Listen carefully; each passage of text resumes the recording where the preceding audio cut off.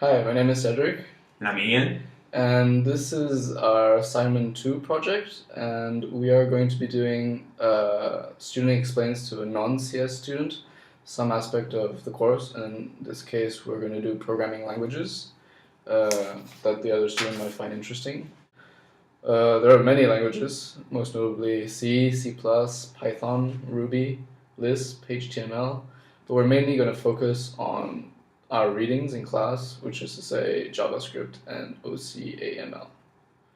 So Ian, tell me more about compiled and interpreted languages. All right. Well, compiling a language and interpreting a language are two very different things. A compiled language is you take a program and then you have to compile it, and it's expressed in instructions that are in the target machine language. And machine code is a lot of the times bytes, like zeros and ones.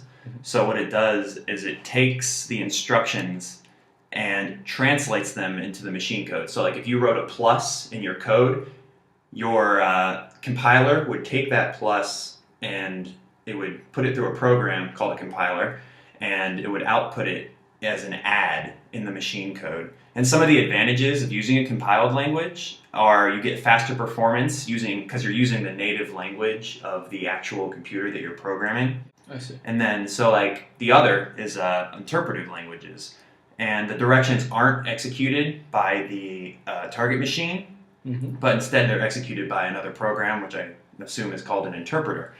So some of the advantages to using an interpreted language are that it's easier to implement because you're not having to use a compiler and writing a good compiler, because you have to code a compiler to work with a compiled language, and those are really hard to program to make them good. So what are some of the differences between functional and imperative programming? Because I know a bit about the compiled and interpreted, but not so much about those. Right. So I read about this, and so first of all, we're going to name some of the key characteristics. All right. So first of all, we have programmer focus, then state changes, the order of execution, primary flow control, primary manipulation unit. So generally, when it comes to programmer focus for the imperative approach, we're dealing with how to perform tasks and algorithms and how to track these changes in state. And with the functional approach, we're dealing with what information is desired and what transformations are required. Okay, so in an imperative approach, the programmer is trying to see how to track things, and it's more how, and then functional seems to be more what. It's the exact information.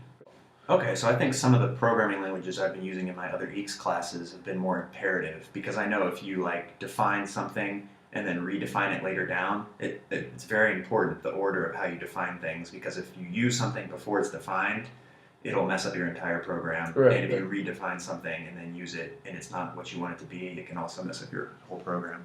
That's right. So primary flow control is the next characteristics, in which in the imperative approach you have loops, conditionals, and function method calls, while in the functional approach you have function calls, including recursion. Okay, so I think that imperative approach is a lot like my MATLAB programming.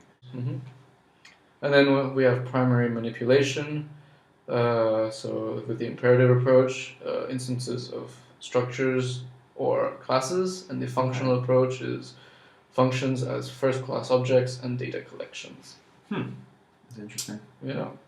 Anyways, so now we're going to use language examples. So first of all, in our readings we had JavaScript. Yeah, I did a bit of reading about the JavaScript. I read the article that we were given for our homework assignment. That said that JavaScript was written in 10 days, which is pretty amazing. It's that somebody pulled that together for, I think it was a web browser that they were compiling it for. Netscape. Yeah, and so what they wanted to do was they wanted a simpler version of Java that was streamlined and easily accessible to other programmers that weren't, say, professional or working for a huge company or something. And what's interesting is it actually gets a lot of its basic syntax from the C language, like the curly brackets and colons and all that. Right. It's an interpreted language, because we were talking about that earlier, and so its directions are not executed by the target machine, but actually targeted by or read by another program. So that's what kind of makes it more lightweight, I think. Right. And so you don't need to run compilers on it or anything like that. And what have you been learning about, like other programming languages? Right. So, and I also did another reading. It was on OCAML. Okay. I'm not sure how you actually say it, but I Yeah. think that might be it. So in my reading, it involved Jane Street, which is a kind of a firm that is a middleman for the electronics market. Okay. And what I learned was that this language is very concise. It was very simple, easy to use, and easy to So understand. it's a little bit similar to JavaScript in that way. Yeah, very similar. So it's for organizations that value readability.